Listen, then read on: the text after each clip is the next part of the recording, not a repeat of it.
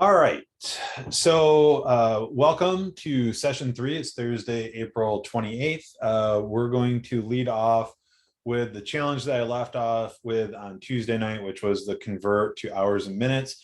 Saw some questions about that get dropped into the intro to coding, so glad to see some people were working on it. Obviously, nothing was mandatory with that.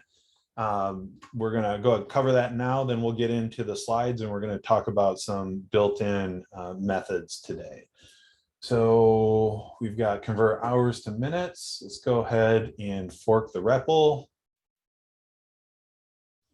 All right, so at this point we've got basically an extension of the first challenge where we were just converting minutes into hours, and we were then showing that in basically decimal notation. So if there was more than 60 or 120 minutes, if we were off, we were just showing as a decimal.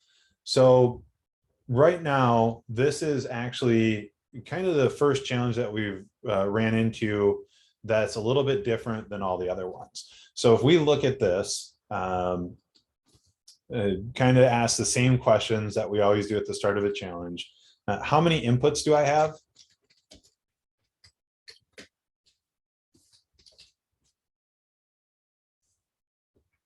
One. Yep, just one. Two. Nope, just one. Yep, just one, just minutes. And 12 minutes. Yeah. Yep. What is the input type? Integer.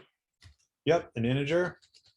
And now this is where it gets different, and we haven't done this yet. What is the output type? Integer and string.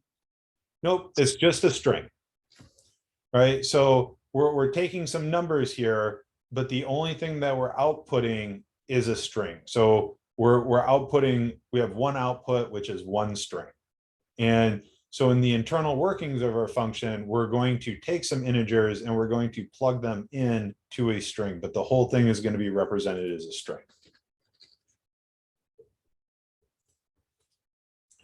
All right, so there's two different things that I need to calculate in here, right? Like I need to find out how many hours I have and how many minutes I have.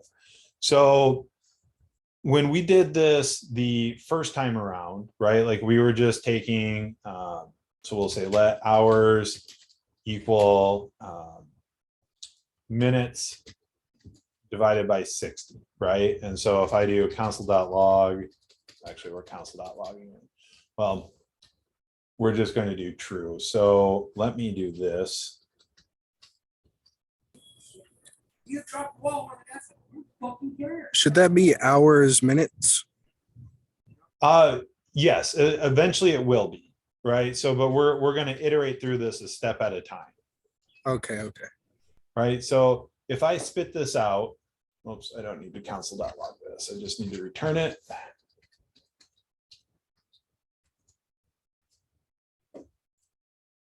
Right. So that's kind of what we were doing the first time when we were just converting minutes to hours, right? So, but I need to also now know, right? And this is the $1 million question right here, right? How do I get to this? So first off, if I divide minutes by 60, we can see that I'm getting decimals here, right? So I know that in the README, I want to write a function that takes in a number of minutes and returns a string of hours and minutes, right? So at 125 minutes, I have 2 hours. I don't need 2.08333 hours. So what type of operation could I do to turn basically hours just into a integer with no trailing decimals?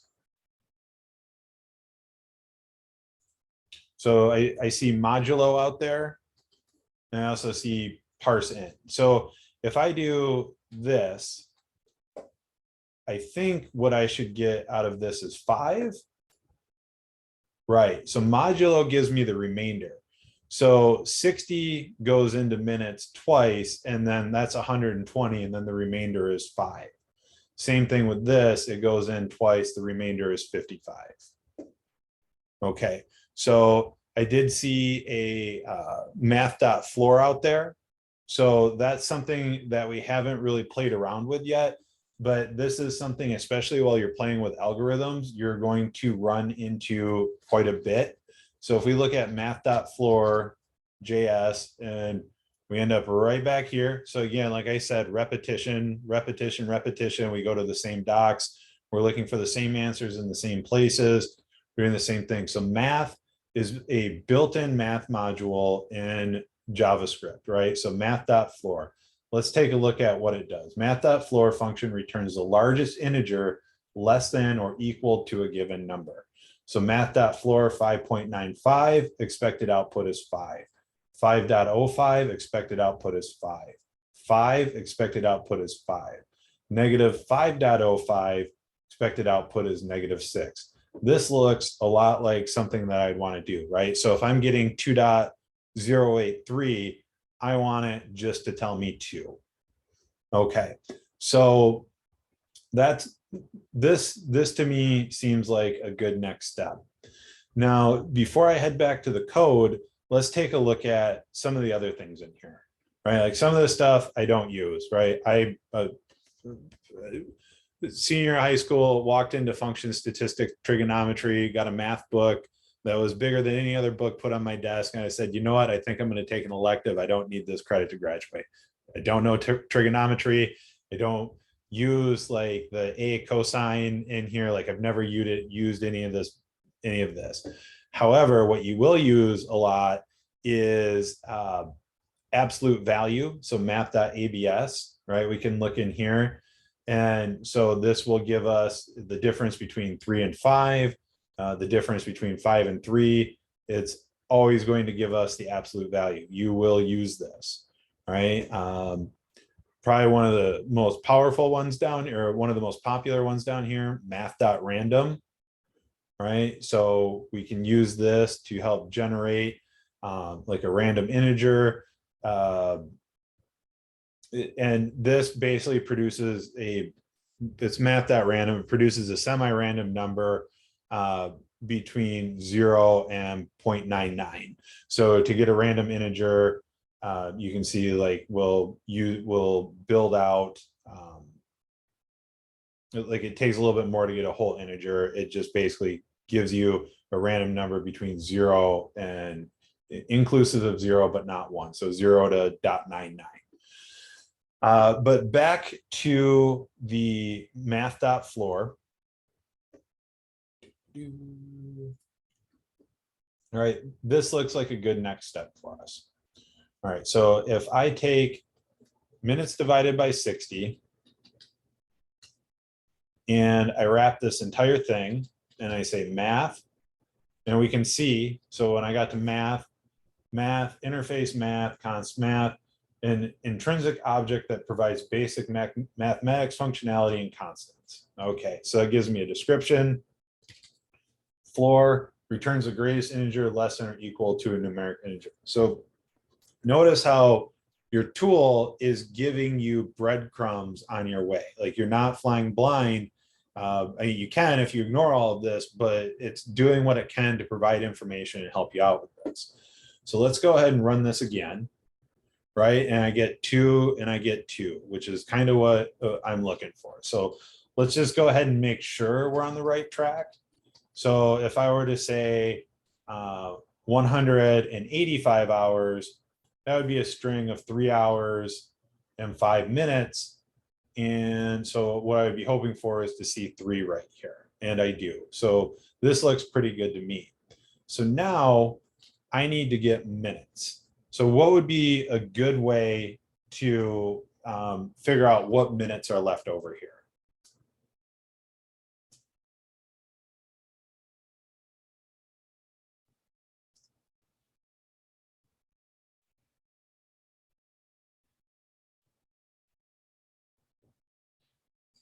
Yeah, we could use modulo here, I believe. So, or I mean, there's a couple of different ways to do it. So we could do back to minutes. Let me do this. Minutes is minutes. Well, actually, I don't think modulo would work here. What I would do here is do minutes minus 60 times hours. Right. And so now if we return minutes or leftover minutes instead of hours, what I would hope to see is 5, 55, and 5 here. Whoops, what did I do? Minutes is not defined. Minutes. Oh, min twos. That looks better.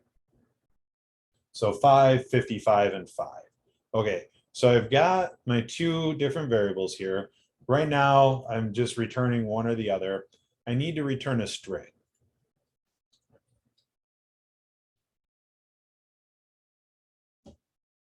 Okay, yep, yeah, you could do minutes, the whole minutes modulo 60, and then you just have the remainder there. That would work as well. So we could do leftover minutes.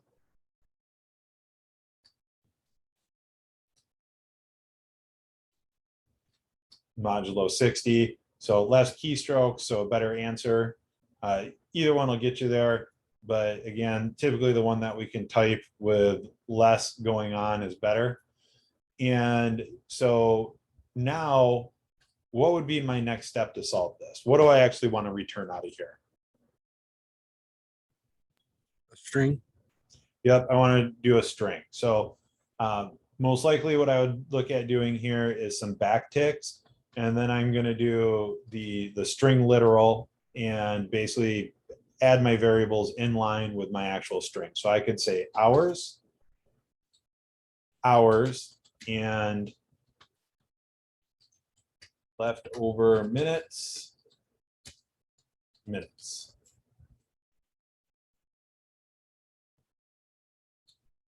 Leftover minutes. All right, so 2 hours and 5 minutes, 2 hours and 55 minutes, 3 hours and 5 minutes.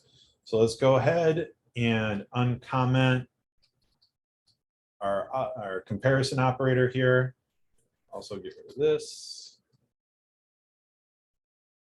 And we've got trues across the board. All right. So again, what I would really like you to focus on is basically that I solved this incrementally, right? Like I wasn't trying to solve hours and minutes at the same time, build my string.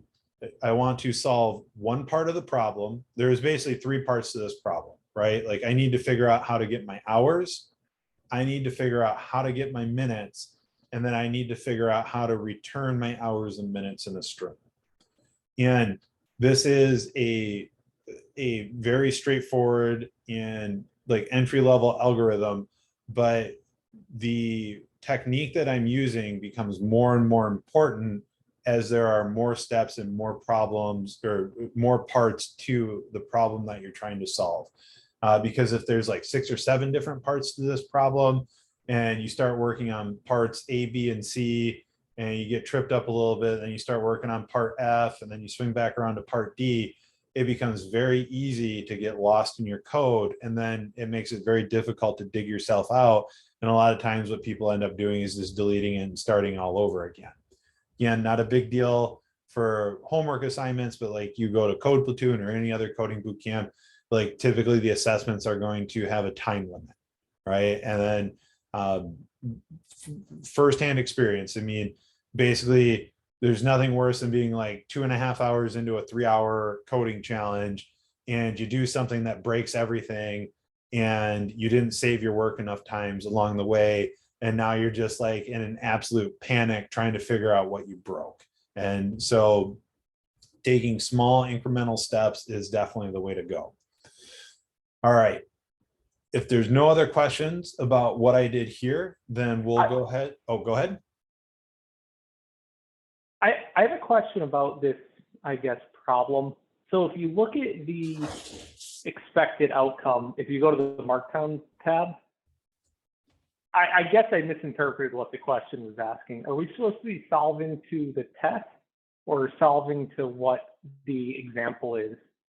So the example had listed a single hour in a single minute, which I guess changed it changed the problem significantly, where I had to use if-else statements to make it work.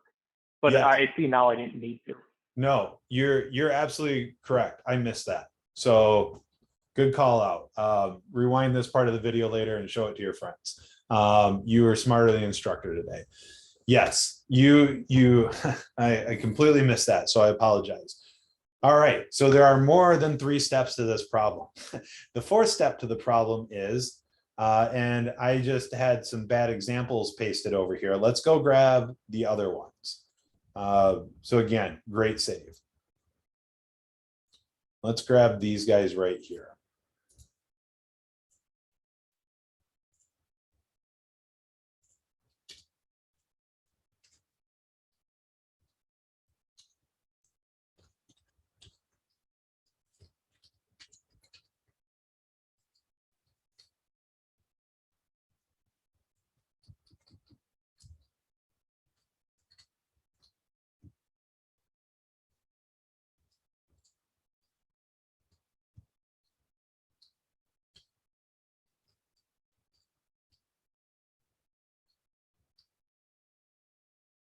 Oops, too many of these.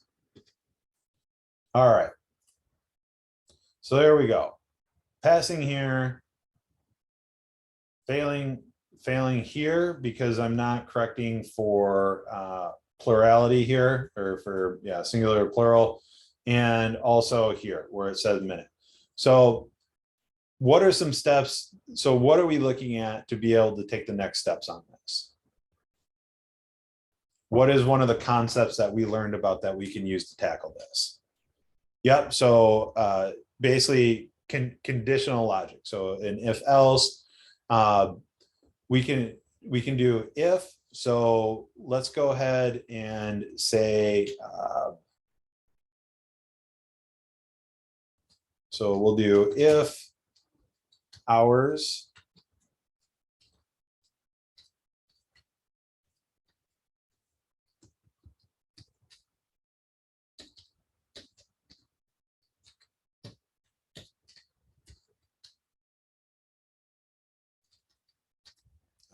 let's see here.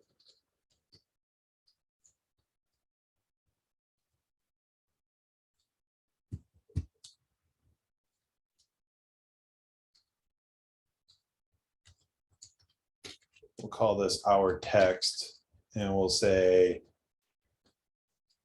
hours, right? And then we can replace this down here with our text. And we'll say if hours is equal to 1, our text is equal to hours. Whoops, hour. Right. So now let's go ahead and see what happens down here. Right. So we turn this one to true. So if I go here and then comment this back out again, right, 1 hour and 15 minutes. Now, the same thing we can repeat for minutes, leftover minutes. So if leftover minutes is equal to 1, we can say minute text is equal to minute. And let's go ahead and do let minute text equal to minutes.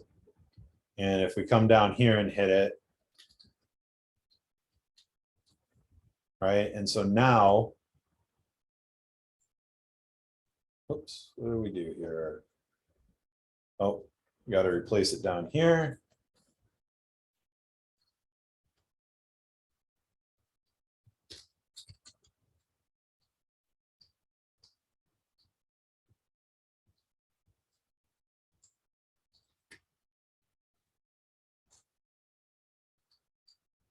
All right, how about now? Cool, so now we're all true. So again, great save on that. Thank you very much. And let's just go ahead and take a look at it in text to verify that it's actually doing what we think it is. All right, so 2 hours and 1 minute. All right, so this also brings up the next, so this is a concept that you may have already ran across when you're looking through tutorials. Has anyone seen what a ternary operator is yet?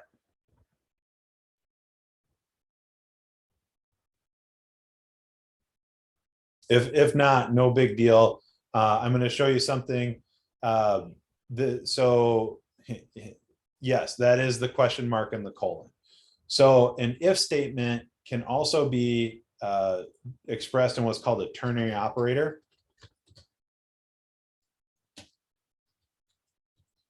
And the operator, and basically the format for that is conditional statement, question mark, true value, false value. All right. So basically for us, we're declaring a variable up here and we're saying the default value is hours. That's the assigned value. And if and only if hours is 1, we change our text to hour. And if and only if leftover minutes is equal to 1, we change minute text from minutes to minute. And we get that and we're passing with everything. Now, a way that we could clean this up is basically to take a look at doing a ternary operator. So how I would do that is I could say our text is equal to hours, strictly equal to 1, question mark. And if that value is true, I want to return hour. If it is false, I want it to return hours. So, and I get to delete this whole thing right here. Right. So instead of needing 3 lines of code, or basically 4 lines of code to accomplish something, I'm going to accomplish it in 1 line. Right. And so when I do that, see, there's my 1 hour. And if I do this, oops, and comment, oh, not the whole thing, just view it out, we can see right here, there's my 3 hours still, right? And now I can do the exact same thing right here, minutes, strictly equal to 1, and it would either be minute if it's true, or minutes if that's false. And then I can delete all of this again, right? So now I've taken 8 lines of code and turned it into 2 lines of code. Right, so there's my, whoops, minutes. What did I do wrong here? How about left over minutes? There we go. So if I uncomment all of these,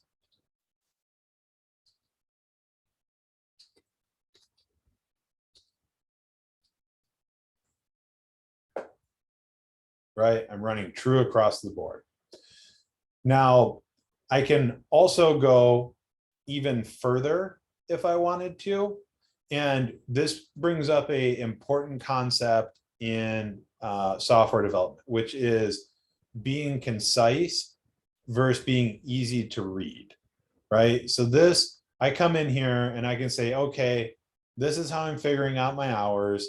This is how I'm figuring out the minutes that I have left over after I do my hours. This is my hour text, so that's my descriptor of my hours. And this is my minute text, and this is the descriptor of my minutes. Now I can take this and plop it right in here as well. It's not just variables, it's anything that's in here gets treated like JavaScript basically instead of a string. And I can take this and I can put that right there. And then I can get rid of these 2 lines, right? And so now I've gotten rid of 2 additional lines of code. I run, I'm still getting all of my trues, right? But This to me is a little bit more difficult to read what's going on than the way that I had it before this. So I've gotten even more concise, but I've basically sacrificed the ease of reading to make it as short as possible. So I'd probably at that point opt to leave it just like this. This to me is a pretty reasonable method. So Steve, again, thank you for pointing that out. I was going to blow right past that.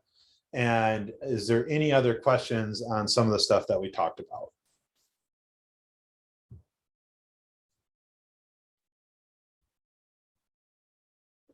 All right, cool. So now we'll go ahead and get into the slides. All right, so session 3, April 28th. We're going to talk about built-in methods today. Again, so like I said, repetition is the name of the game throughout this course. A method is basically a function that is bound to any given data type. So string, number, array, and object. We've discussed all 4 of those data types already. Methods tend to always perform actions on or using the value being stored in that data type. So again, we talked about that certain built-in functions will appear on multiple different data types, but each one is specifically working with that data type. You'll just see that maybe the string and array share the name of a built-in method, but they do something specific to that data type each time. And it'll be confusing in the beginning because you will try and do something that only belongs to an array and you're going to try and do it to a string and it'll throw an error message. And that's why I say again, following the error messages will help give you breadcrumbs, will help lead you to what's going wrong with your program. The action performed may either mutate the data in place without returning a new value, or it cannot mutate the existing value, but return a brand new value, which you would need to store in a variable yourself. I didn't specifically talk about this, but basically this is, we saw it happen. I just didn't call it out until we get to this point, but I'll demonstrate this with pop when we remove something from an array. All right, so a few built-in examples. String methods are concat, includes, trim. So concat, add 2 strings together to make 1 string a concatenate, right? And so this, honestly, I don't see this built-in method get used very often because we typically just, use a plus sign and spacing, or like we'll do the big backticks and we'll do a string literal. But it is available and you can do it, right? So we can do string dot concat JS MDN. Right, so hello world, right? String dot concat empty space string 2, or string 1 dot concat empty space string 2, and we get that same hello world. Uh-oh. I set my Alexa off somehow. No, I'm going to set it off again because I said the forbidden word. All right. So again, I don't typically see this used very often just because there's other ways to do it without having to call a dot concat and add string 1 to string 2. But again, it's there. So includes, check string contains another string is inside it, right? So if we look at dot includes over here, we can scroll down. Dot includes. So sends the quick brown fox, jumps over the lazy dog, right? So the word is fox. And we can say sends dot includes word. And you can see right here, this is another example of a ternary operator. If you don't do the ternary, this is just going to, it should just return true or false. And it says it right up here. So it's going to return a Boolean value. So if we go, let me do this real quick.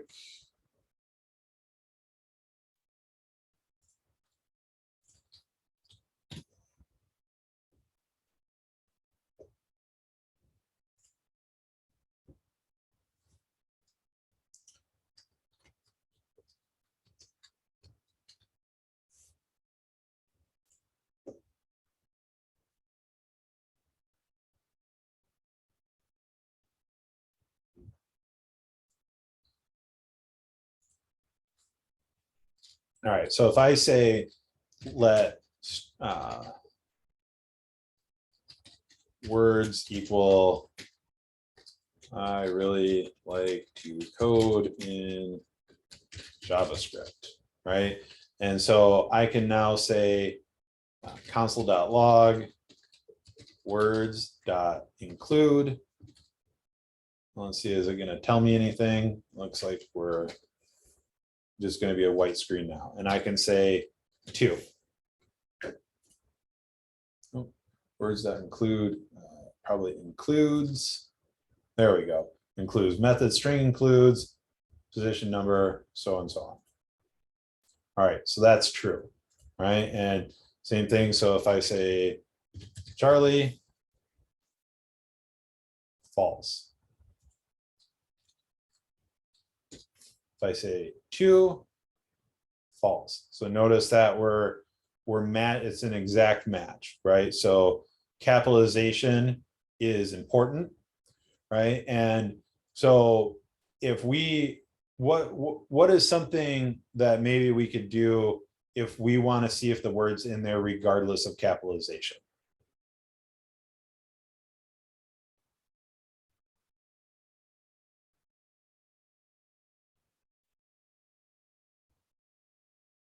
Okay, so remember we saw another built-in, so we could Wasn't say, there like a upper? yep, there's 2 upper and 2 lower. So we could say let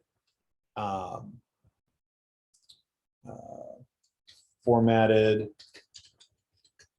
words equal words dot 2 lowercase.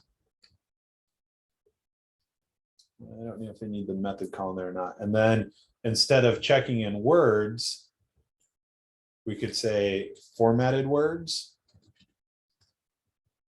dot includes. And so I could then just say every time I'm just going to query for I. Right. And so now that's true, regardless of the case that I plead. And so, and I split this out right here, but you can also string built-in methods together as long as you're stringing them together in the right order. Right. And if I come back here to words,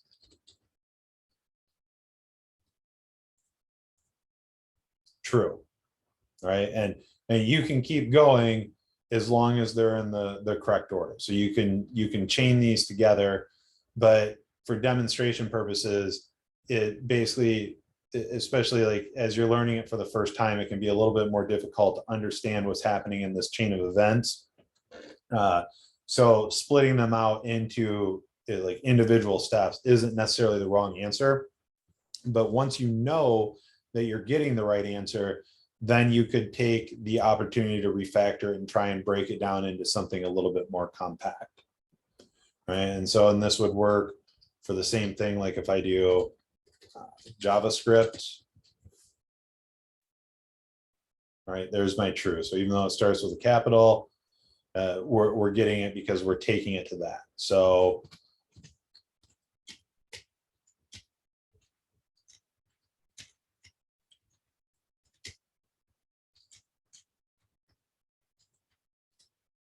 all right, so if I did,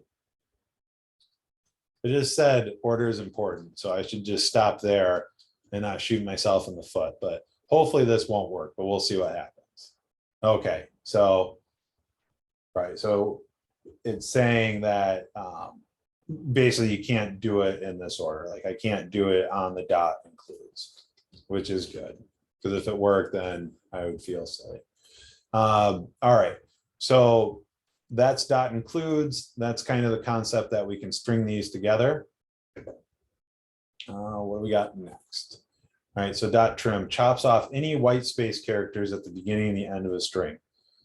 Any thoughts where this might be really useful in a software program?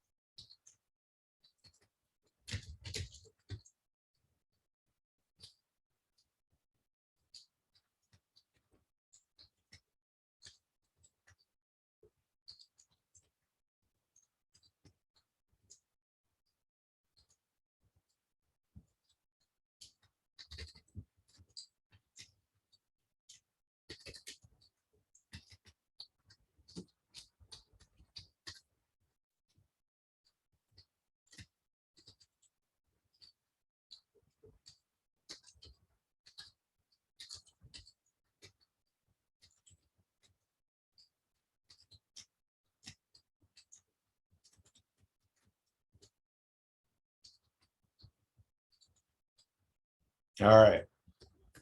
This is very, very true, right? It's hard to control what your users put in a form, right? Like you tell them to put in their first name, you're going to get special characters, you're going to get extra white space, you're going to get SpongeBob case where you get every other letter or capital letter. And so what that does, that leads to like your database getting very dirty very quickly. So we could look at doing something like trim to basically help control for that, right? So if I say console.log left white space, actually let me make sure that we're doing the correct format on that. So trim.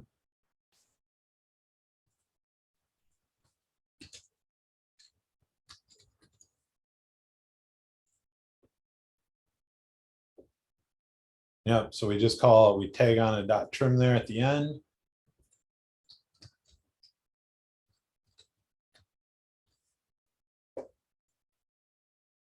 Now, and see how we get that out of there. And if we do each of these,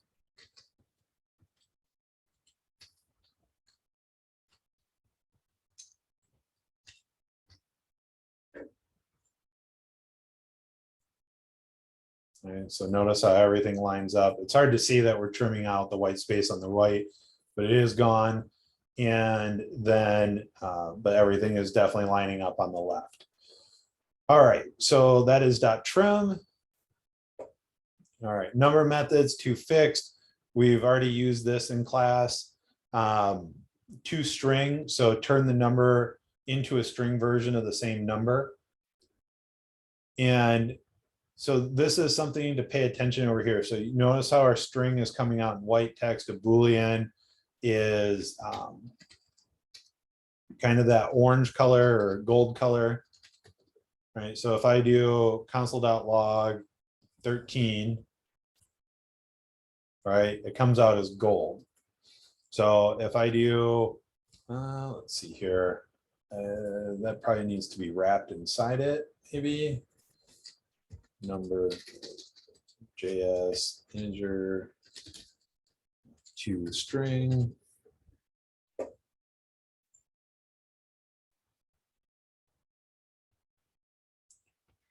right, so with this, we're doing a to string with the number in there.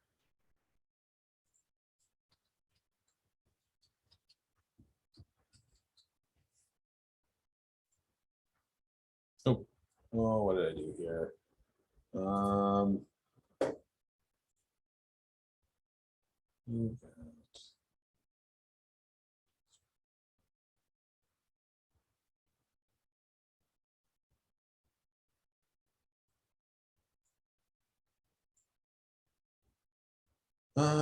How do we plug this into it?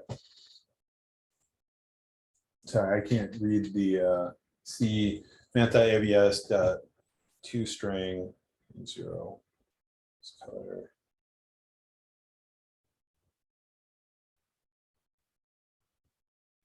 Why are you?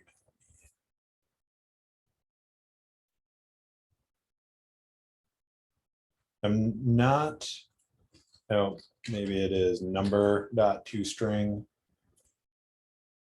No, function number, not native code. Yeah, I'm not quite sure on the syntax that one. Let me look it up and I'll swing back around to it and I'll discuss that one. But yeah, some of them get tacked to the end. Some of it you have to feed it into the method itself. Let's see here. Okay, to fix, but we don't have an example of string. Okay, so to fixed is also, that was something we talked about the other day too, is that we were doing that.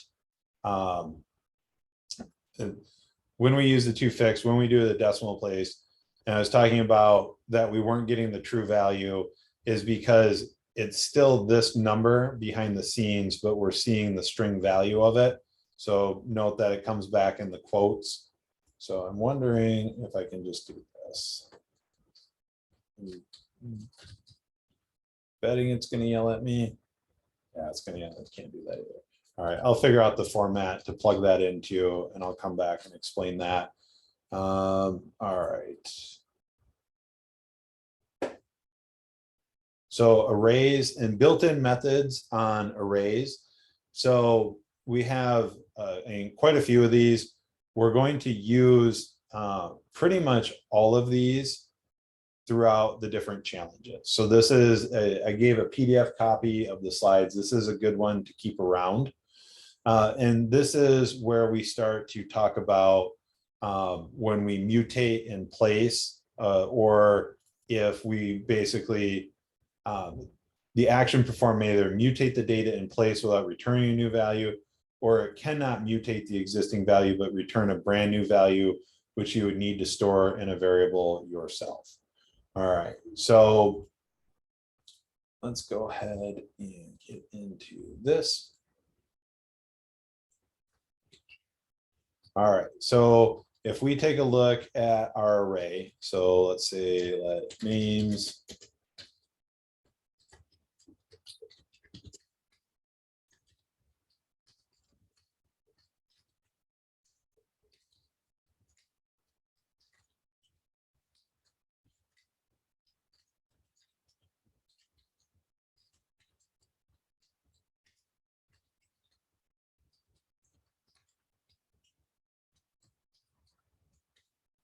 All right, so the other day when we were looking at it, so if I do console.log names.pop, right?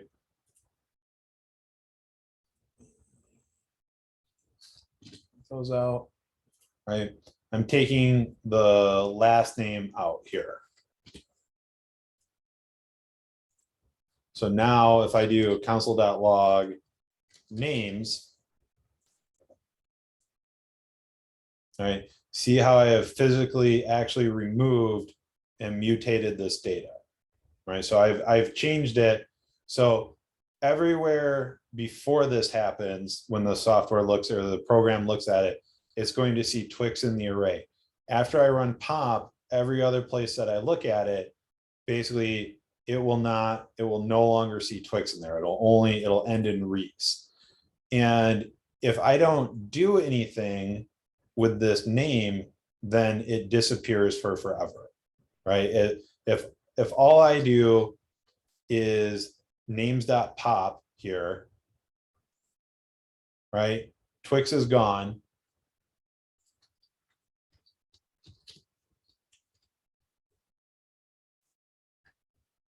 All right, so there's Twix. Twix is gone.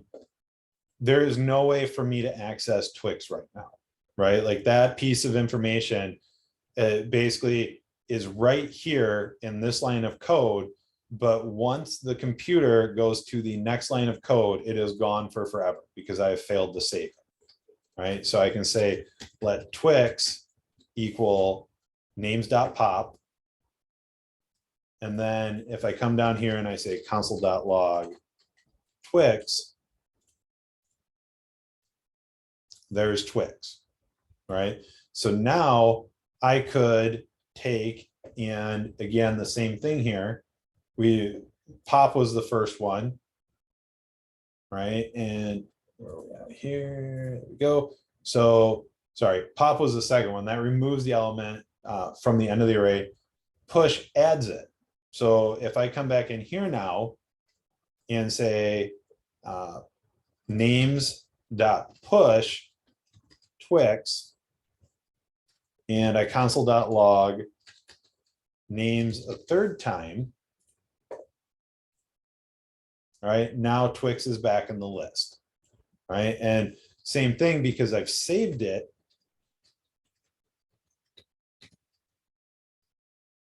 right? I can continue to repeat that action multiple times. I can use this variable in a different part of the application, but if I don't save it, once I move past that line, I lose it. Right, and same thing. So I can do, right? So we've got shift and Can I ask a quick question with so you have a string with Twix capitalized, and then you're just using, I can't remember, was it name.twix or something like that, but without the same capitalization, is that just like value versus string, or like what, do you see what I'm saying? Yeah. Right. So this is just a variable name, right? So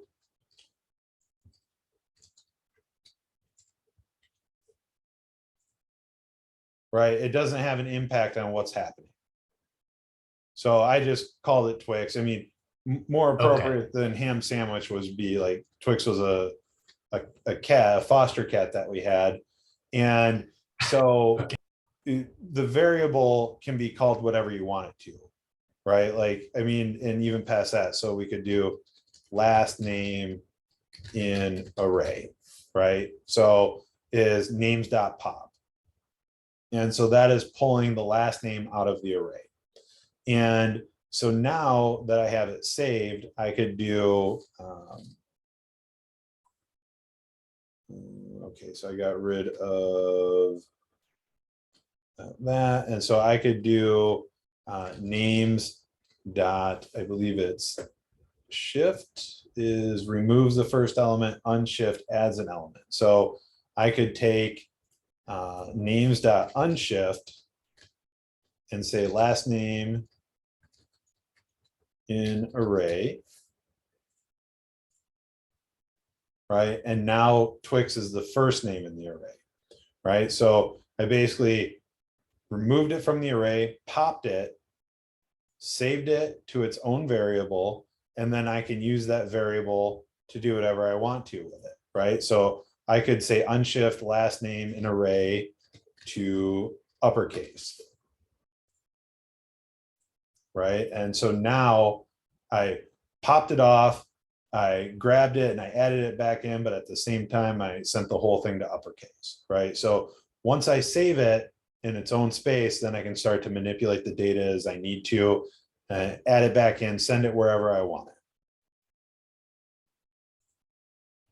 All right, so Slice returns a copy of the array of the starting elements and ending element. So Slice and Splice get mixed up. They're really easy to confuse. Changes the contents of an array by removing or replacing existing elements and or adding new elements. So this is another great example of mutate in place versus having to return a new copy. So Slice returns a copy of the array. So let's go ahead and do array.slice.js.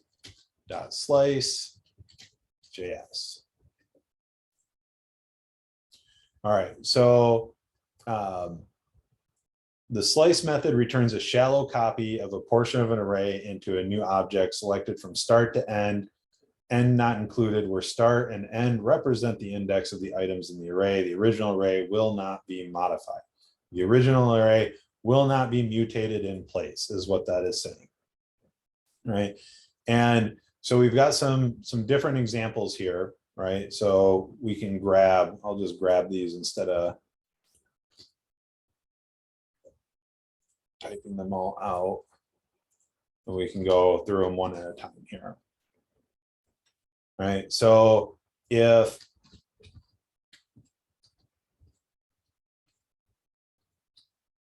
I have if I basically give it a start point, we're saying that we're going to, starting at 2, so 0, 1, 2 through the end. So start with no end declared means that you go through the end of the array, and I want to see those, right? So if I do animals.slice, there's camel, duck, elephant. And let me just get some of this.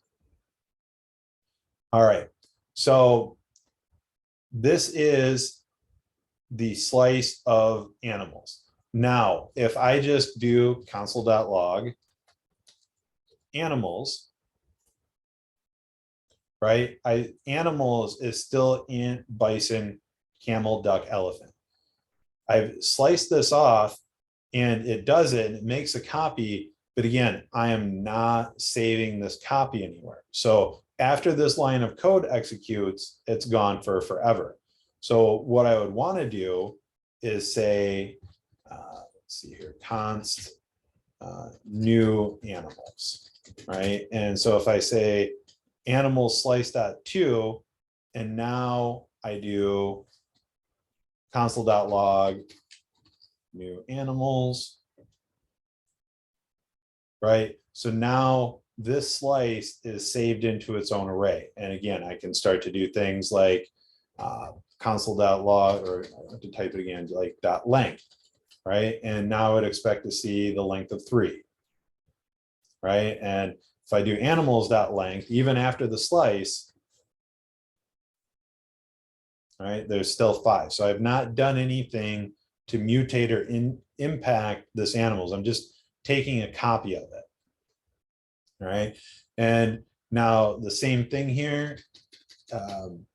Slice can either be a start point and just go to the end, or you can give it a start and an end point. Right, so 0, 1, 2, and then 3, and the starting point is inclusive, the end point is exclusive, right? So basically start at camel, end at duck, don't get elephant. All right, and let's see here, I believe, right, and so same thing here. So like if I take elephant and now I do turkey, right, I still get camel and duck. Now, if I undo turkey out of here and I do -1, so that's counting to the end, or starting at the end and counting 1 backwards, right? So there's duck. Now, if I add turkey back in here, right, now I get elephant. Okay, so you can, so like if this is going to grow or shrink, and you always want basically something that starts at a certain point and then everything after it, even if this is changing, new animals are added or subtracted, you can always use that negative value, right? And same thing, you should be able to do a -2 in here, right? And now it's just camel and duck, right? And if I take turkey back out of here, all right, now I'm just getting camel. All right, and that's negative indexing. So there's the example of that down here. And it looks like if you don't give it a start or an end, like you just give it an empty slice, it just gives you the whole thing again. Right, which can be useful if you want to make a copy of it and basically do not want to modify. So let's say if I had a problem where they said, okay, you're going to get an array of animals and we're basically going to change a bunch of animals in here and we want you to compare it to the original array of animals, .slice with no data in here would be the way to go, because I preserve my original, I work from a perfect copy of it, I make all my changes, and then I can come back with new animals and compare it directly against animals to see what's changed in there. All right, so next is splice, which looks a lot like slice, but this will mutate your data in place, changes the contents of an array by removing or replacing existing elements and or adding new elements. So if we come in here and say array.splice,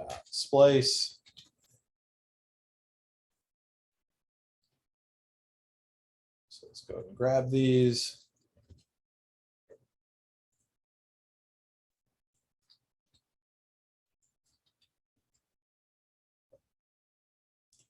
All right, so now we've got const months, Jan, month, Jan, March, April, June.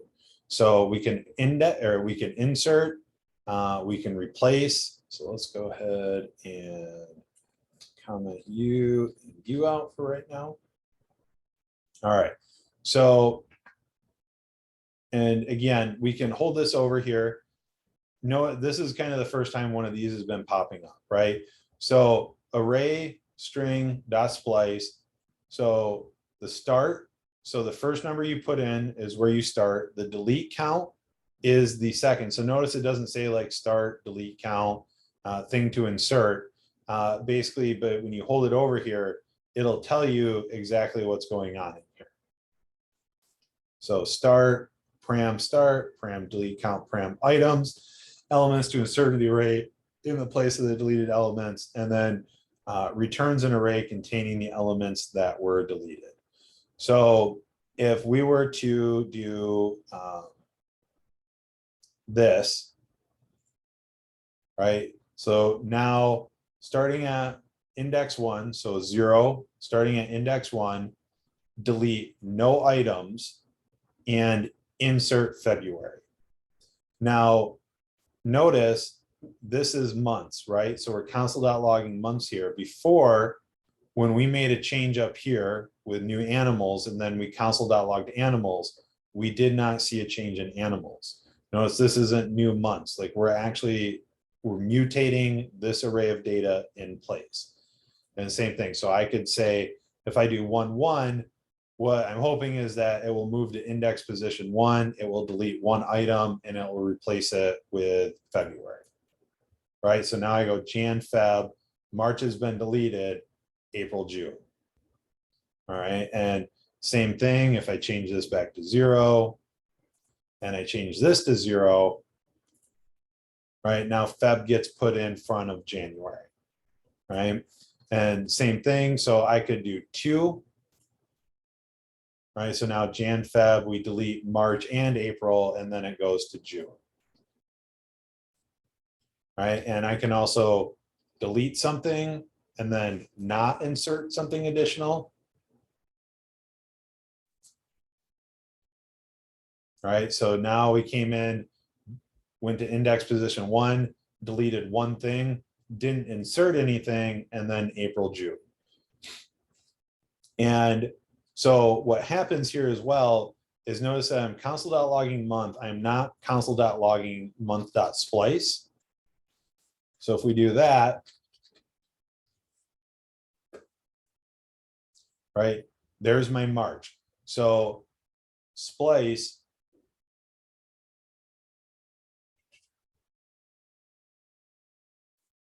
removing and placing element and or replacing new elements in place. So mutating in place. So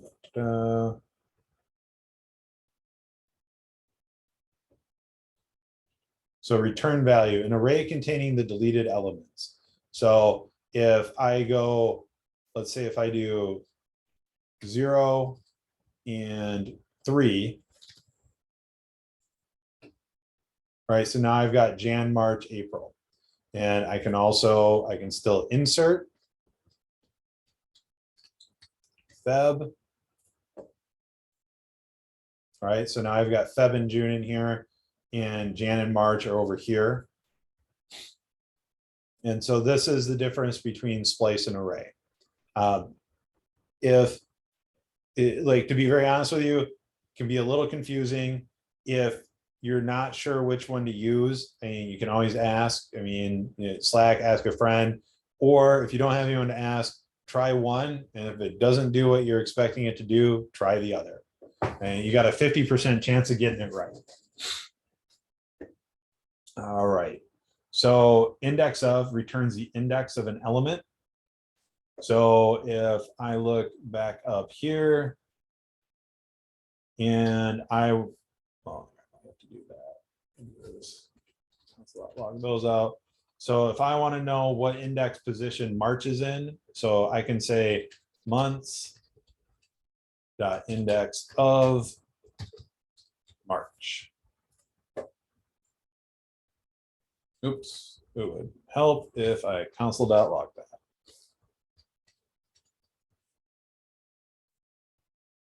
So it's in the 1 index position, right? 0, 1. Now, what if I say this? What do we think we'll get? Probably like an error. I think it might return -1. Yeah, -1. So -1 is kind of like a JS error code. So if an index can't have, or like there is no index position of -1, it's 0 through, it's always a positive number. So whenever you see something return an index of -1, that means that it doesn't exist. There's some sort of problem going on. All right.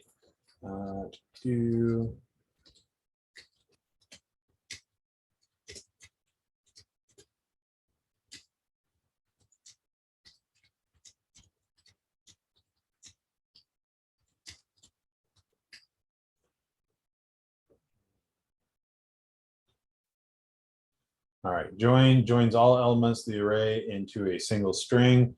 You will use .join a lot when you are doing algorithm challenges.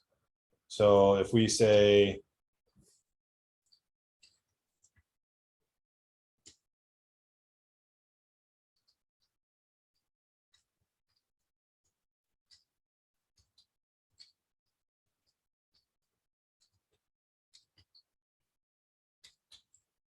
oops.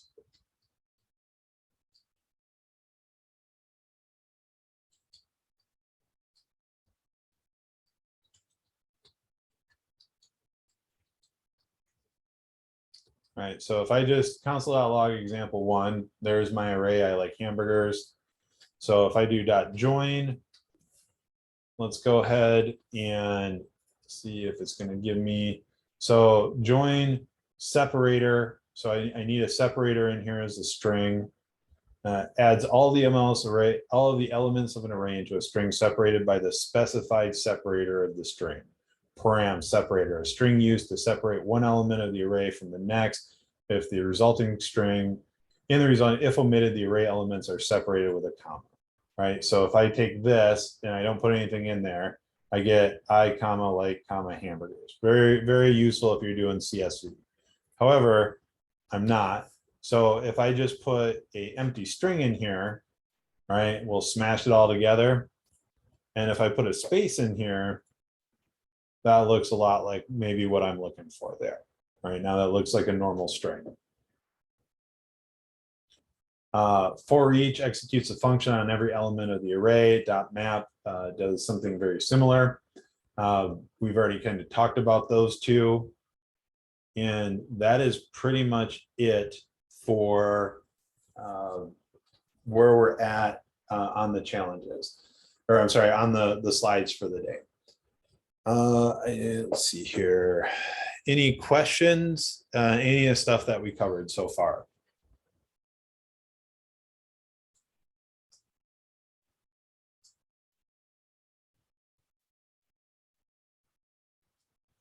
No? Okay. So what we'll do then is we can go ahead and knock out one of these challenges together, and then we'll probably take a short break here so I can get some water. I can feel my voice getting a little scratchy, and then maybe we'll do another challenge together, and then we'll get into a challenge where we'll break everyone out into groups. All right, so let's see here. That's the convert hours and minutes. So function right triangle, write a function that returns the area of a right triangle given a base and a height. Area for formula A equals 1/2 times base times height. So this one shouldn't be too horrible. Let's see here. Where are our questions? So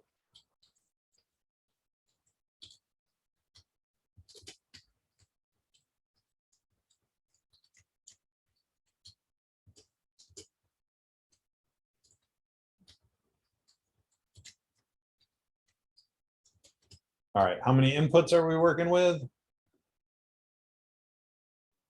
2. Yep, 2 inputs. And what are those? Integer. Yep, integers, numbers. Oh, I said 2 numbers. And our output, that looks like it's going to be a number as well. All right. So with this one, they pretty much give us the answer here, right? So all we need to do is return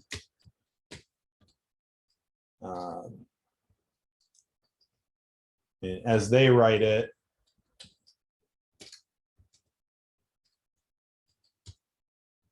oops.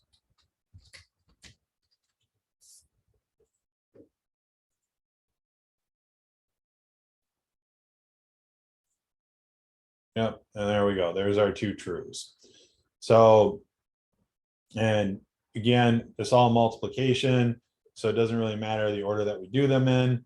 You can see in the first time we did something like this, it was a little tricky. There was questions on syntax and maybe how we do these things or what the order is, but like day 3, this is already, I mean, it took us like 3 seconds to walk through this, and it's going to get simpler. Problems are going to get a little bit tougher, but like I said, as you move past the problems that seem really tough right now, when you get to the ones that are even tougher than that, everything will get easier looking back on it. All right, so I think what we'll do here is it's 7:21. Let's go ahead and take a break until 7:32. So we'll take a 10-minute break here, and then we'll get going on another challenge, and then we'll split out into groups. And I think we should be able to knock out a few challenges tonight. All right, any other questions before we go to break? All right, cool.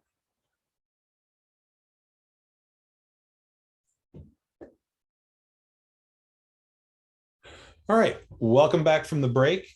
So we're going to hit another challenge here, which is the Spacex Countdown. If we look at the instructions, so it's write a function that takes in an integer as seconds and prints how many seconds there are until liftoff. And once there are 0 seconds left, have it return liftoff. So we haven't had, like, we've talked about it in class, but we haven't had to do it in a challenge yet. How do we, what basic building block are we going to need to solve this challenge?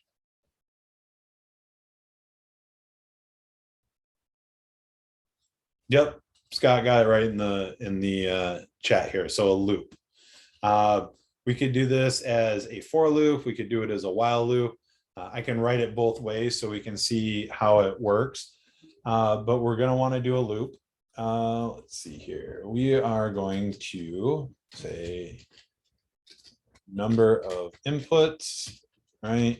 And that's 1 input. And our type of input is going to be a number, and type of output is going to be a string, right? So we're going to do this. All right, so first off, we're going to come in here and let's just make sure that we can see what we've got going on here. So we'll do return seconds. And again, I'm going to solve this as incrementally as possible. It may seem like I'm taking baby steps here, and that is intentional. All right, and let's go ahead and count down from 10. Oops, so countdown, because I didn't capitalize it. All right, so there's my 10. All right, so next step here is let's go ahead and do a while loop. And we can say while seconds is greater than 0, console.log seconds. All right, and you don't need to return anything right now. So what's going to happen when I click this button if I hit run right now?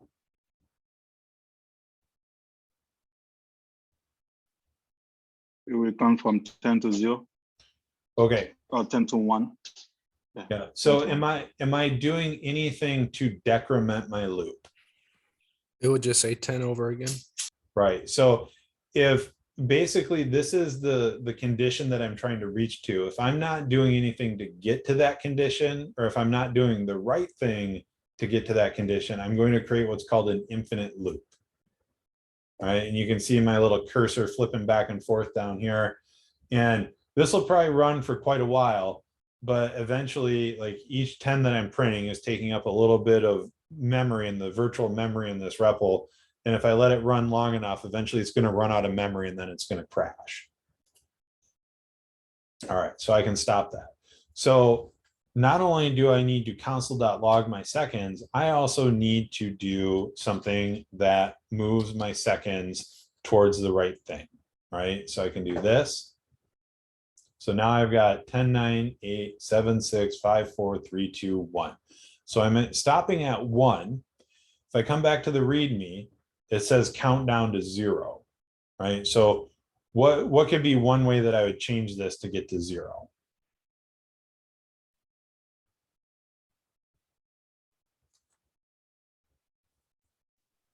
Add it greater than or equal to 0. Yep. So on line 6 here, instead of it just being greater than 0, I can say greater than equal to 0. All right. Now I'm hitting 0. And you see this undefined here because I'm not returning anything. Right. And so notice we've got console output. There are 5 seconds left until liftoff, blah, blah, blah, blah, blah, blah, blah. And then when there's 0 seconds left, I want liftoff. Okay. So next, I can do console.log liftoff. I'm not going to return anything out of here. I'm just going to do it all through the console. That's fine. Well, actually, you know what? I might as well just return it since I'm consoling down there anyways.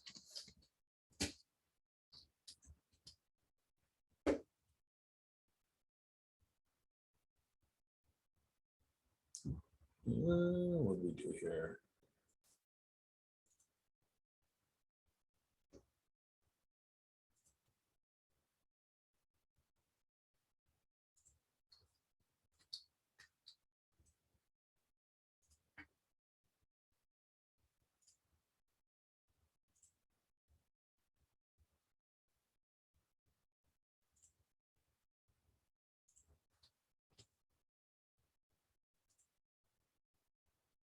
Okay, so there we go.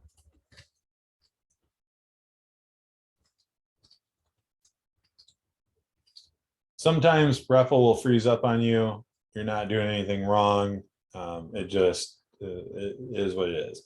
So now, next thing that I'm seeing here is in the README, it doesn't just say 10, 9, 8, 7, right? Like there are 5 seconds left till liftoff, right? So next thing would be is let's go ahead and turn this into a string literal. We're going to do this. And we're going to say there are left to liftoff.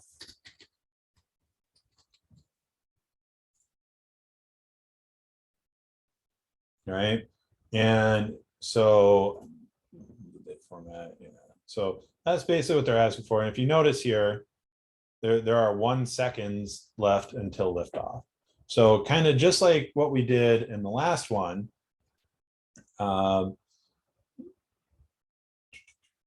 blank, and I need to put seconds here. What we can do, and with this one, we could say let seconds text equal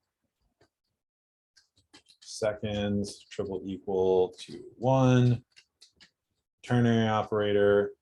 And if that's true, we'll say second. And if it's false, we'll say seconds. Right, and then we come in here, so $, wrap that, and we call this seconds text. Right, and so now we didn't ask for this in the challenge, but we know how to do it, so we'll make it look a little nicer. There are 2 seconds left to lift off. And we could even do this here, right? So we've got the same issue. There are 1 second left to lift off. So we could say, let are or is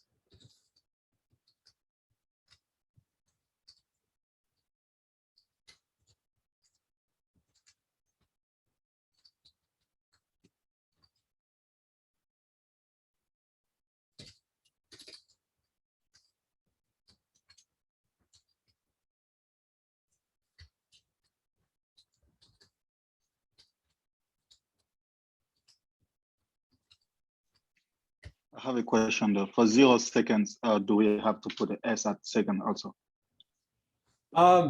Yeah, I believe 0 seconds. There could be an English instructor that's going to tell me I'm wrong on that, but like there are 0 seconds sounds more natural to me than there are 0 second left. Okay, too easy. All right, so now we've got, there are 2 seconds left to lift off. There is 1 second left to lift off. There are 0 seconds left to lift off. All right, cool. So I think that would solve this challenge.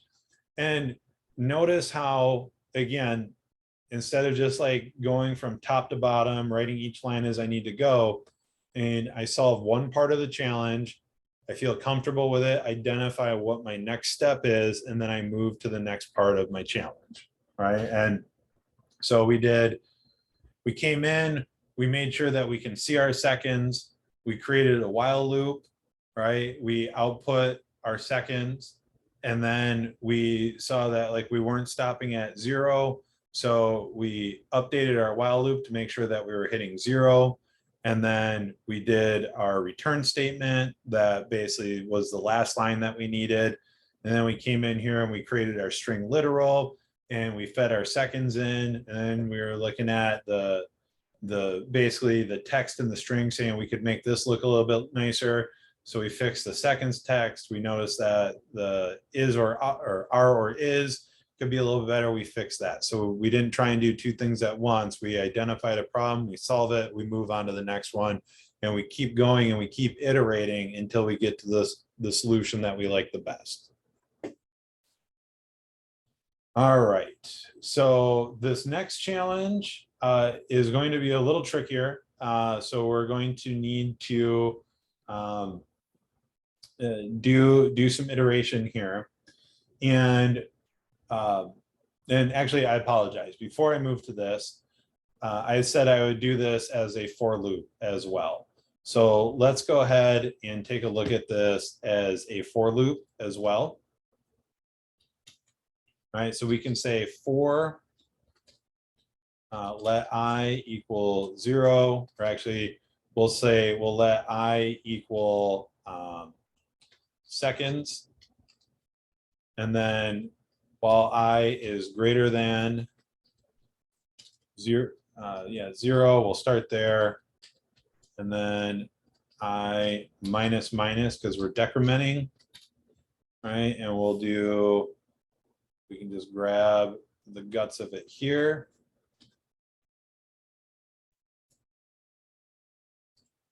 And that's not a comma, that's a semicolon. Let's do this, and then same thing, return lift off. Oops. So where did I screw up? That's where I screwed up. So I'm still doing seconds because I was decrementing seconds directly. I'm not using seconds this time around, I'm using I. So basically what I need to do here is change this to I. Let's change this to I. And this to I. So we're there. So we'll do this as an equals again.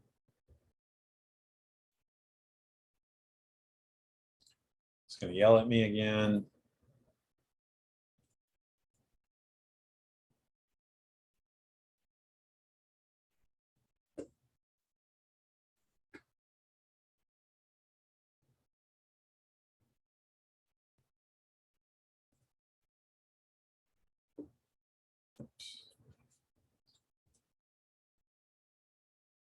There we go.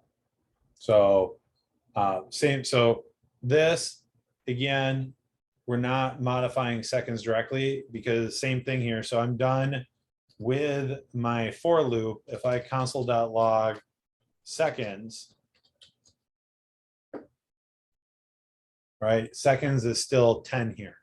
if I were to come back up here in console.log seconds,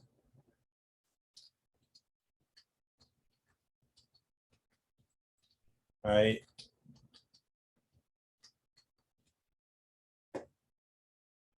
Right, seconds is -1.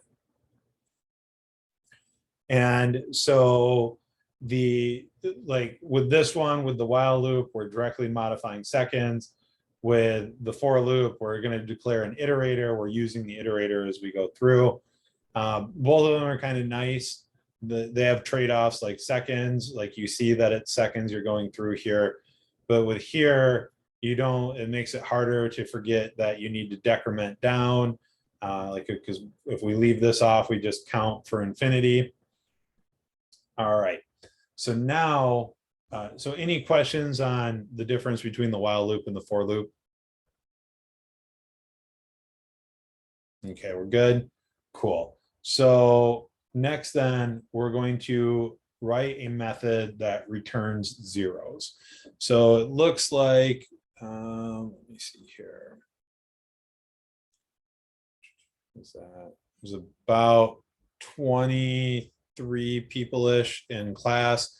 So I'll break us up into 5 groups of 4-ish.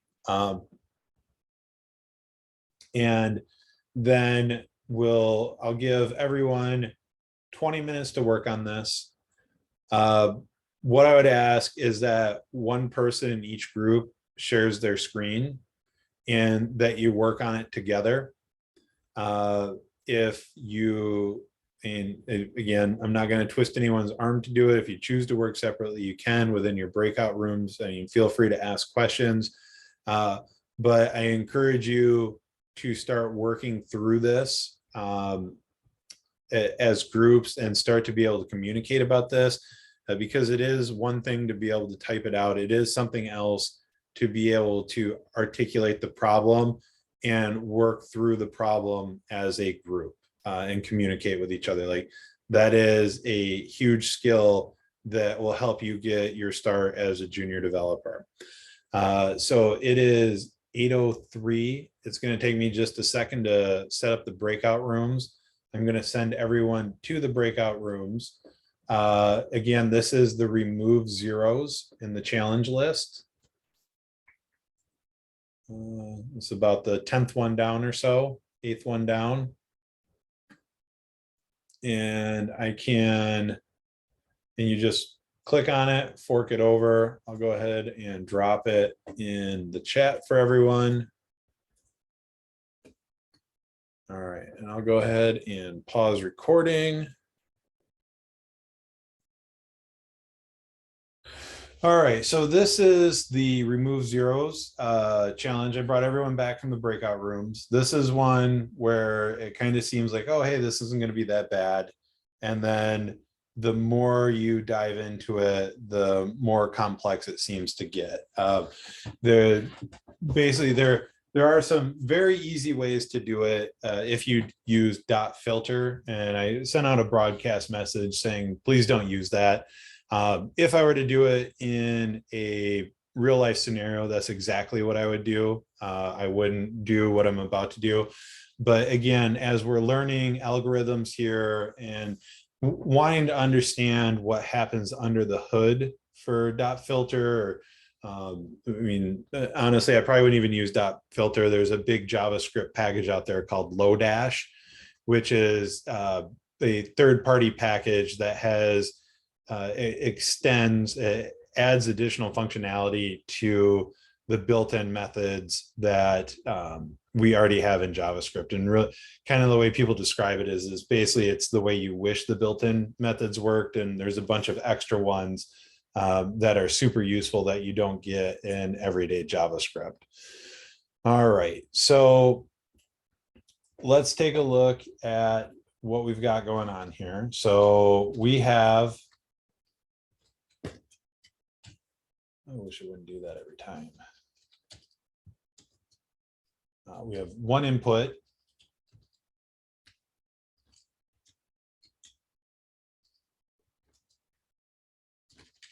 So our input type is a number. And our output type is also a number. All right, so let's go ahead and take a look at this. So the first step, all right, is going to be, we'll just make sure that we're passing our number through. All right, so we've got our number. So the basic premise of this, and let's go ahead and we'll take some notes here.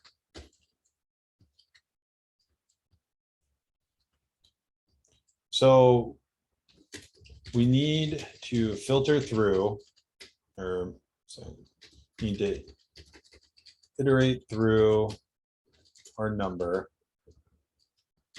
remove each zero, return a new number with no zeros. So mechanically, what is the first thing we need to do here? All right, so in the number 1001, what is the first thing I need to do? Remove the zeros. Change it to Or a wait. string. Yes, The string. well, beyond that, so and again, like we're thinking big. The first thing I need to do is to be able to look at the number one, right? Like I need to be able to look at the first individual number in that number, right? So in the number 1001, I need to be able to basically isolate each number so I can examine if it is zero or not.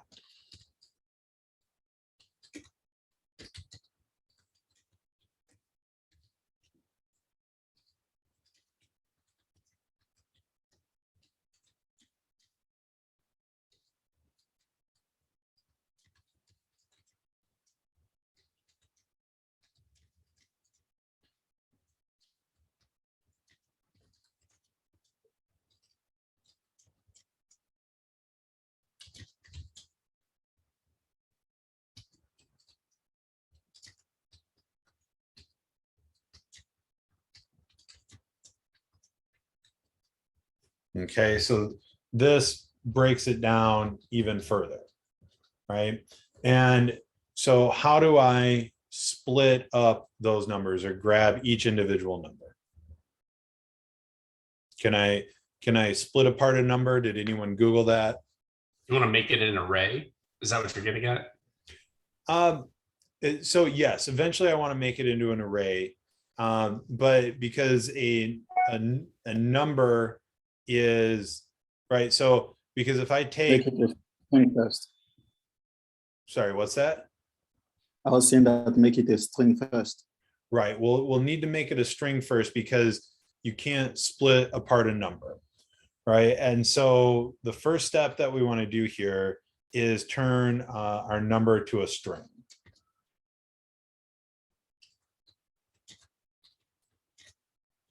Oops.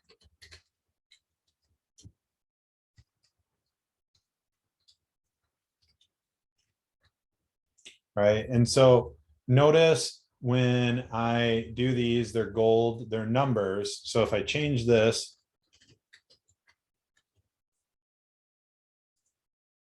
right, see now they're white. Now my numbers are strings. Now that I have that, I can say let array of string equal string of number dot split.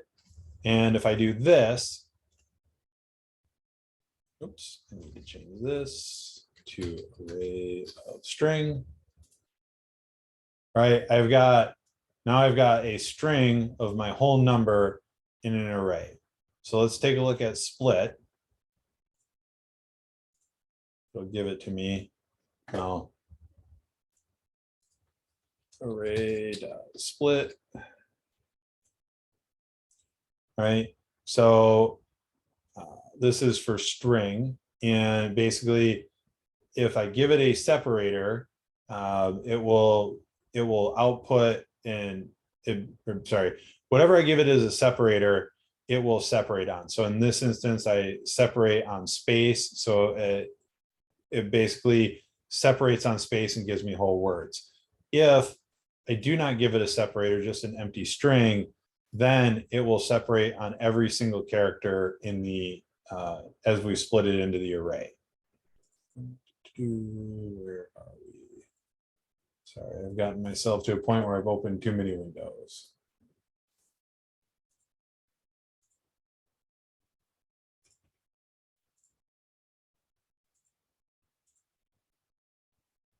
A couple of these.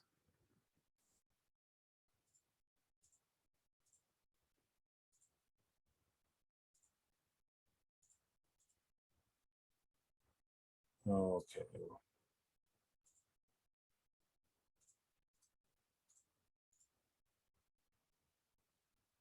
Move zeros. There we go. Sorry about that. All right. So if I do this,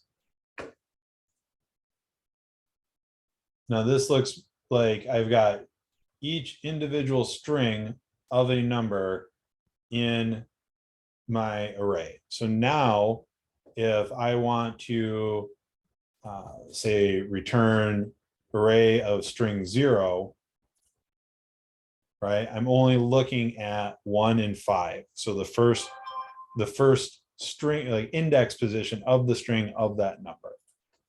All right. And so now I can start to iterate.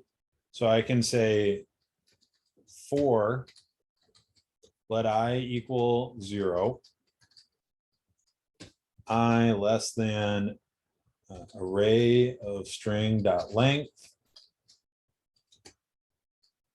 I plus plus. We'll get there eventually. And let's go ahead and console.log array of string I. All right, 1 0 0 1. So that's starting to look pretty good. All right, so now what we need to do is we need to making some comparisons. And notice how I'm accessing my array with the box notation with I as the iterator. So it's saying array of string at index 0, at index 1, at index 2, at index 3, and so on and so forth. If I just do I here, then I'm just going to get my iterator, which is counting from 0 up to the length of it. So 0 to 3 is the length of 4, 1001. And same thing here. Like we count up to 7, there's 7 places in this number, right? So we don't want to basically operate directly on the iterator. We want to use it to access our array of the string. All right, so now what we want to do is basically start to do some comparison. So we can say if array of string I equals 0, then we can say array of string I is equal to nothing. Is that what we want to do?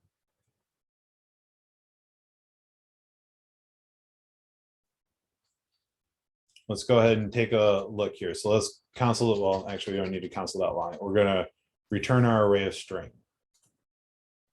Right. So I've still got 1001, and I've got whatever this is, 5 million and something or other, 50 million. What did I do wrong here? What am I comparing?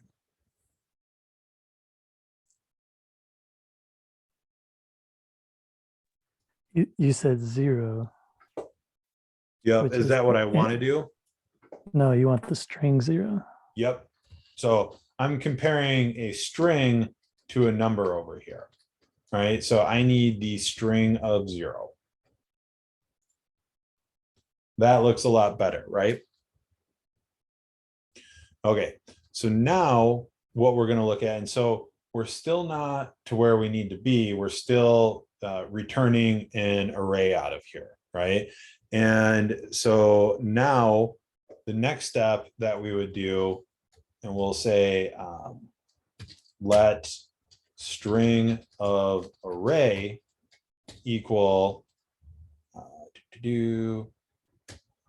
array of string dot join. And so this is another built-in. And so if we look over here, let's do here, and oh, we're on string. I need array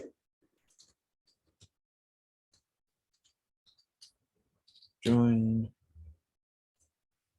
All right, so the join method creates and returns a new string by concatenating all of the elements in an array separated by commas or a specified separator string. If the array has only one item, then that item will be returned without using a separator, right? And so notice, so we've got fire, air, and water as 3 different elements. If I don't put anything in there, I get my commas. If I don't put just do an empty string, it smashes it all together. And if I put in a dash, it does that. So we want all of our numbers smashed back together. So we could look at doing this with no space in there. Sorry, got to return the right thing. String of array. All right, so now we're down to 1, 1 and 5, 6, 8, 1, 9. Right, so we're looking pretty good there. But we're going to run into the same issue again. Right, so that's false, false, because strictly equal, I'm still sending strings out there. Right, so if I do not strictly equal, I'll get true, true, but that's not what we're looking for. All right, so next I have to say let number of string equal string of array, and I believe I can do parse int on this. All right, which will parse whatever this, if it's possible to parse it to an integer, it will. All right, so let's do that. So we've got false, false. Let's see here. Oh, because I'm still not returning the right value. Number of string. So now we're to true, true. All right. So there was a lot more steps to solve this than what it kind of basically looks like up just by saying, oh, like, I'm just going to pull these out. And yep, I could run a dot filter on this and pull all the zeros out and do it in a line or two. But again, that doesn't help me understand what's happening mechanically with dot filter. Now, this is a like overly verbose way of doing it. What I would probably end up doing here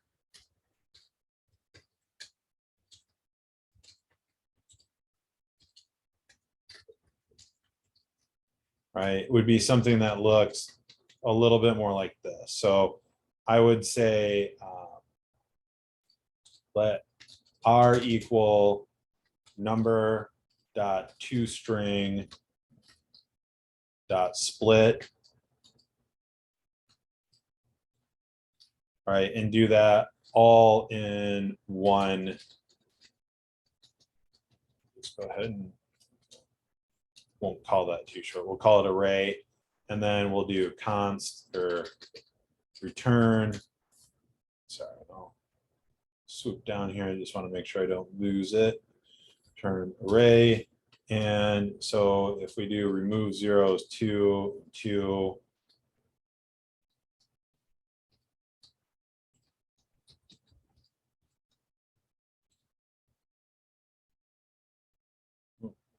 zeros 2 is not defined. What did I call this? So I put an E in there, like Dan Quayle. All right, so see how I did this in multiple steps to show what's going on, but that again, I can string these together, right? And then we could take this and basically say in array dot for each call it A equals.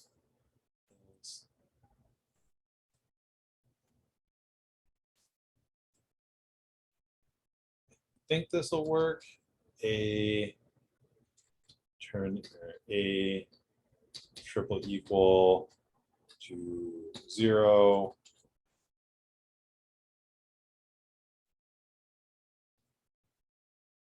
Jose, I'm not sure of that. I do not believe there is a way to split a number. I think you have to convert it to a string. I can, we'll do a Google search for that after we're done with this.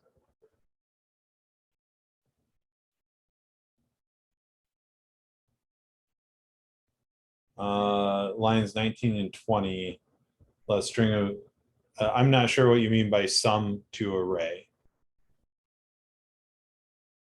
So here, so A is triple equal to 0. If that's true, make it this. And if not, leave it as A. Let's see if that'll work. No, that didn't work. Do if A. Well, then I'm getting ahead of myself. So let's see what A looks like. Console.log A.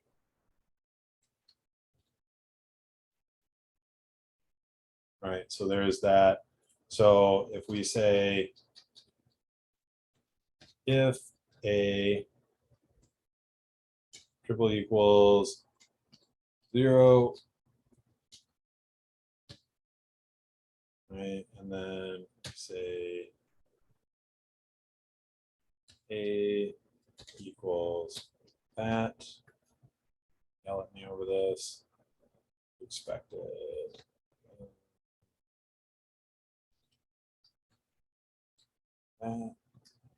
No, I'm going to get a little lost in the for each here. But I'd probably just do. Go ahead. I was the one that tested the last message in the chat. So I was saying that line 19 and 20, instead of like converting to the string and then converting into an array, you can just declare a variable and just say array dot from string number, and it will just do this both lines together in one. Right, which is what I'm doing here on line 33. Oh, gotcha. Right, Gotcha. Right, this is just as I'm walking through it step by step, and the second time through, we're gonna clean it up a little bit. Too easy. So let me just grab this.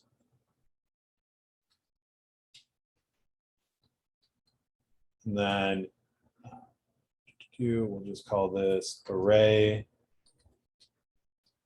length, and then this. All right, so there we go. And then same thing right on the return line here. What I would probably do is just do my join. Do here, and then wrap the whole thing in parse int. And there we go, we get the same answer. So you can see that like when we move through it step by step, and the most important, like this is a better answer than this, right? But to get straight here, this is a little bit more difficult. So, and I said this a couple of times now, when we're writing code, it's not necessarily like imperative that you get to the best answer on the first time through. Refactoring is a huge part of writing code. I am a huge proponent, and what I say all the time is make it work, then make it look pretty, right? Because code that looks really pretty but it's broken isn't getting anything done. And if we can at least get the problem solved, it doesn't matter how ugly it looks, the problem is solved, we can then swing around and take some time to try and make it look better, which is what we did with this, right? Like This is very easy for me to explain to you step by step. You can look at this and see what's happening step by step. This is what we would refer to as a cleaner version of this function, right? And I mean, if I were to go out there and look to see if I need to use for each or dot map and what it takes to map through it, I could then get rid of this for loop and put a built-in method in here and make it even less code. And maybe I'll look at that after we're done with class, and it'll be in here when we post the notes if it's doable. So it's 8:51. I think this will be the last challenge for the evening. Let's see here. So let me go ahead and, well, and are there any more questions about what happened here? You said you could do this in 2 lines of code with filter? Possibly, yes. I mean, filter, you would still have to split it out some, but dot filter is JS filter, right? Like we could still split it out into, like, we'd have to get it to an array, but then what we can do is with a dot filter is basically anything that matches it, remove it. So like basically if we assign it to that, so we could say, well, in here, if you'd like, I can take a stab at it with doing it with dot filter here. Right, so let's go ahead and do this.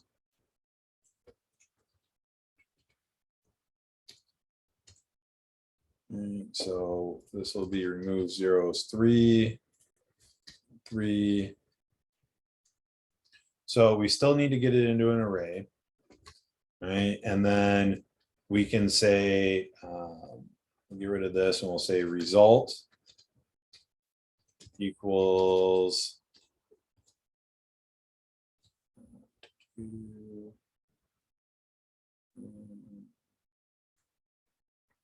this would be, sorry, result, let result equal array dot filter.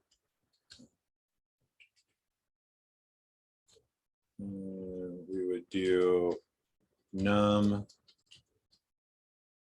and then let's grab this over here.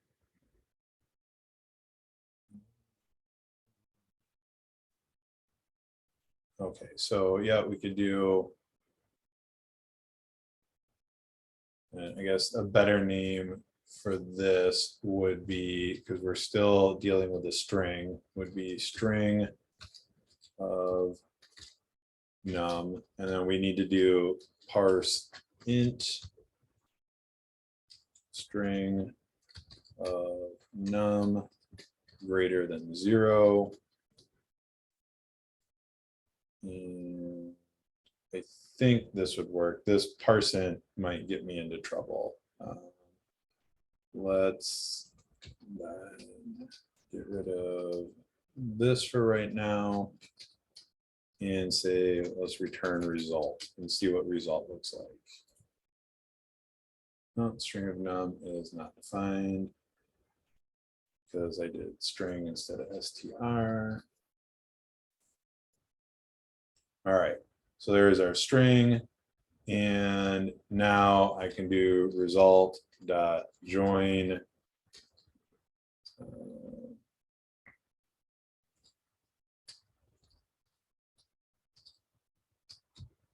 and wrap this whole thing in a parse int. Delete that.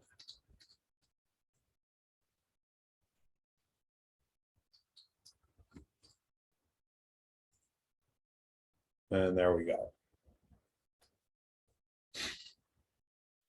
So you see how, I mean, we can go from this down to this. And I could also see here, isolating digits in a number JS.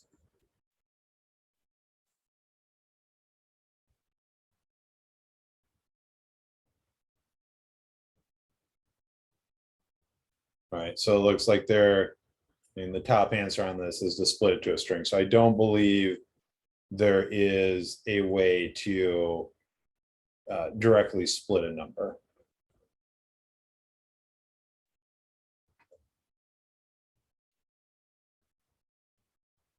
Right, and if we wanted to get wild because it's Thursday night,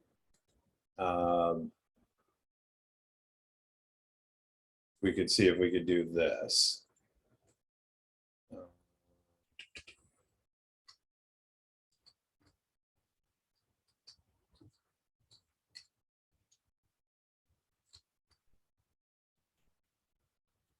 I don't know if this will work or not. That works. All right, so there you go. There is this function and one line of code plus a return. So that's 2 lines, right? But now we're starting to get to the point where we talk about that it's not necessarily as readable as possible. We could even go to here, maybe. See how far we can push the envelope.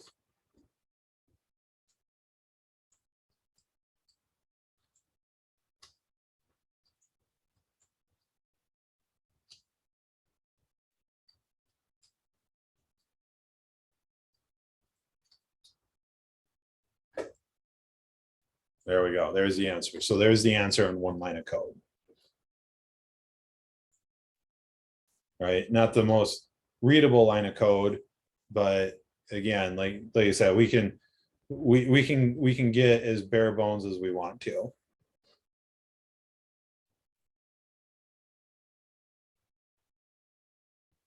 All right. So it's now 8:57. Let me go ahead and so any other questions before I stop recording on this stuff?